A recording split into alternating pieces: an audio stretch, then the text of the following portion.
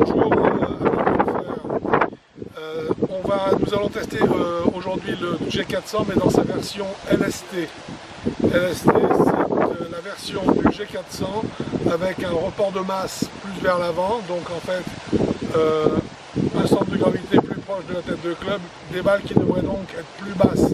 C'est donc le modèle qui est réservé aux calibre plus forts qui sont capables de gérer des balles qui ont moins d'élévation avec des lofts un petit peu plus fermés.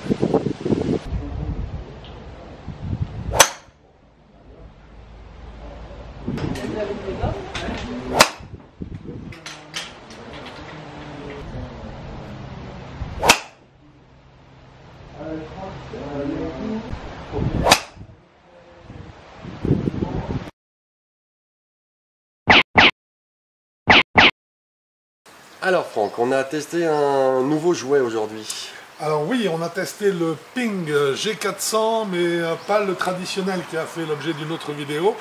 La deuxième mouture, c'est la mouture, alors attends, c'est assez compliqué, c'est SLT.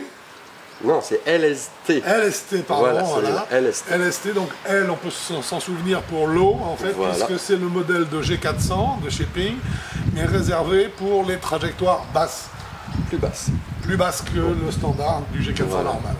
Exactement. Très bien. Et tu en as pensé quoi de celui-là, J'en ai pensé beaucoup de bien.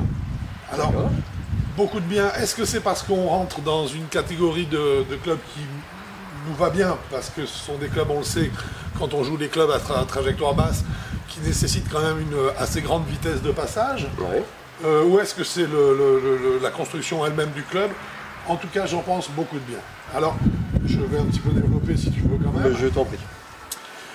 On a vu sur la tête du LST, on a un apport de tungstène en fait qui est placé plus près de l'insert, de façon à ce que le centre de gravité vienne plus près en fait de la zone de frappe, donc de la phase de club, ce qui par définition rabaisse les trajectoires.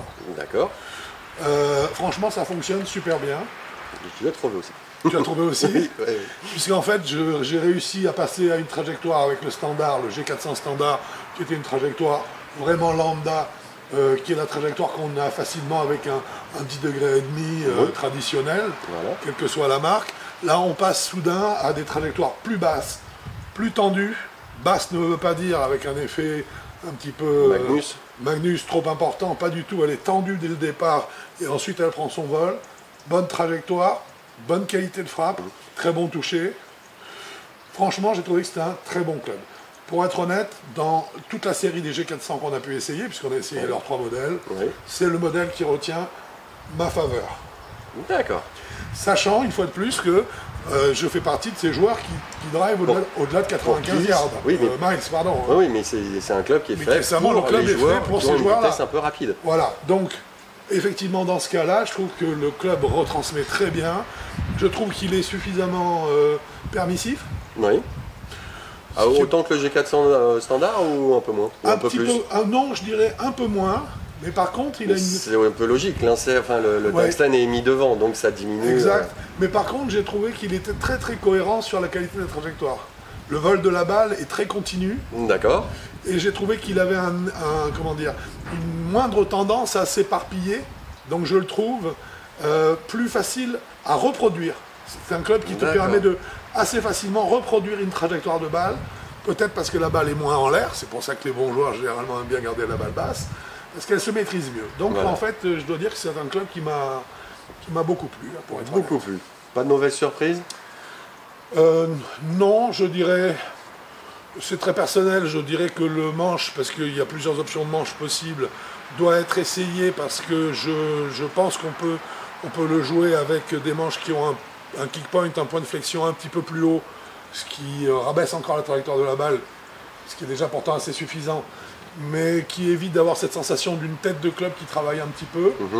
Donc je dirais que le seul bémol, c'est qu'on peut trouver des shafts qui sont sûrement encore plus performants. Mais par contre, on sent que le travail de construction du club est tout à fait réussi. D'accord. Donc un bon club. Et tu lui mettras quoi comme note? Franchement, dans cette catégorie-là, On est monté en Smash Factor assez bien, hein, puisque je crois on a dû frôler les 1,50, on était Voilà. pas loin à 1,49.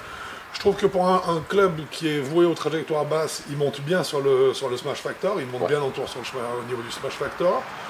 C'est un club à qui je mettrais franchement 8,5 pour lui mettre un petit demi-point de plus que son homologue standard. Une histoire de préférence ou... Parce qu'il est quand même, pour moi, un petit peu plus pointu, dans le bon sens du terme. Oui, d'accord. Très bien. Bah, parfait. Voilà. Ça me paraît très bien tout ça. C'est très bien. Vous avez bien sûr le Smash Factor qui va apparaître, comme on l'a dit, en incrustation, également son prix. Son prix. Qui est un prix très raisonnable, je trouve, Voilà. aujourd'hui, par rapport à un marché qui aurait tendance à s'envoler. Et on voit les prix exploser au-delà de 500 €. Je trouve que Ping, qui est pourtant une marque haut de gamme.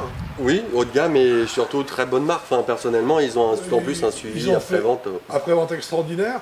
Ils ont fait des études quand même pour offrir des propriétés à leur club en termes de pénétration et autres qui sont quand même méritoires. Donc arriver à sortir un driver à ce prix-là dans notre époque, on va dire. Oui, dans notre époque, c'est Je trouve ça vraiment remarquable. Donc 8,5. Bah, parfait pour moi. Bah écoute, Merci Franck. je t'en prie, ce fut un plaisir. À bientôt. Bon golf à vous. Bon golf.